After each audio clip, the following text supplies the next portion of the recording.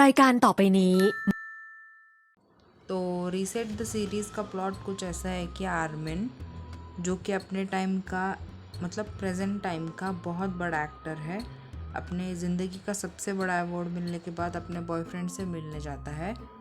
वहाँ वो अपने बॉयफ्रेंड को किसी और के साथ चीट करते हुए पकड़ लेता है और जिसके साथ उसका बॉयफ्रेंड चीट कर रहा होता है वो और कोई नहीं, आर्मिन का ही दोस्त होता है। तो वहाँ उनके बीच कुछ हाथापाई के कारण आर्मिन नीचे गिर जाता है and he directly wakes up into the past, that is 1999।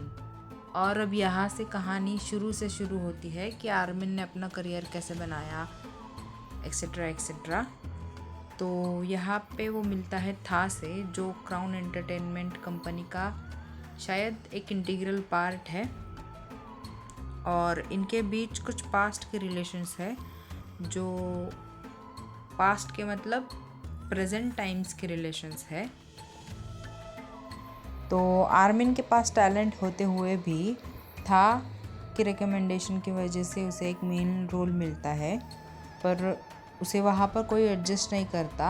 और इसी बीच आर्मिन की अपनी एजेंसी, जिससे उसे पहले काम मिलता था, उसे बॉयकॉट करती है क्योंकि आर्मिन ने बिना बताए किसी और जगह ऑडिशंस दिए थे।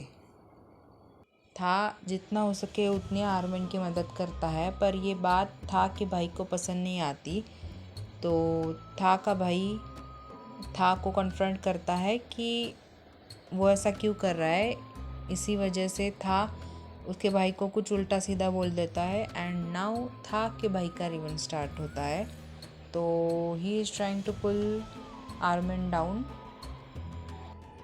वैसे देखा जाए तो इस सीरीज़ में और कई प्लॉट ट्विस्ट है, क्योंकि तुम लोगों में से किसी ने अगर पायलट ट्रेलर देखा है तो वहाँ पर था भी आर्मिन पर चीट करता है and there are many more things going on around compared to this trailer, but anyways this series looks promising क्योंकि फ्रेश प्लॉट है, काफ़ी हद तक प्रेडिक्टेबल है, but still there are many things to unfold.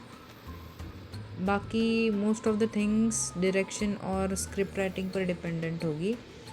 अगर direction की बात करें तो डायरेक्टर इस सीरीज़ का सेम ही है।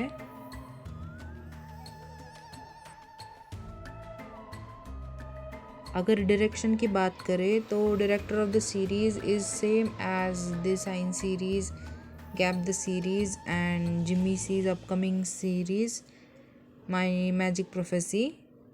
तो we can count on the direction as well.